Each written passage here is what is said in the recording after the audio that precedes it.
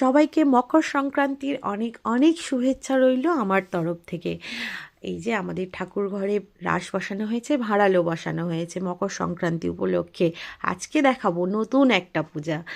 আমার কাছে তো নতুনই, কারণ আমি আমার বাবার বাড়িতে কোনোদিন এই পূজাটা দেখিনি, তো শ্বশুরবাড়িতে এসেই দেখা এই পূজাটা যম পূজা বলেই প্রচলিত এখানে। এটা আমাদের বাড়িতেই ছোট্ট মতো একটা ঠাকুরের মূর্তি গড়ে শিল নোড়া প্রদীপ দিয়ে ছোট্ট একটা পুকুর মতো তৈরি করে সেই পূজাটা করা হয় বাচ্চাদের, যাতে সুস্থ থাকে সেই মনস্কামনা করে এই পূজাটা করা হয়। এই যে দেখছেন ঠাকুরমশাই পূজাতে বসে গেছে।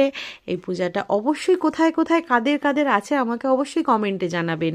আর এই পূজাটা সত্যি আমার তো খুবই ভালো লাগে, কারণ বাড়িতে সবাই মিলে এই ঠাকুরটা গড়া হয়, তারপরে আমরা মায়েরা সবাই মিলে পূজাটা করি। সত্যি খুবই ভালো লাগে।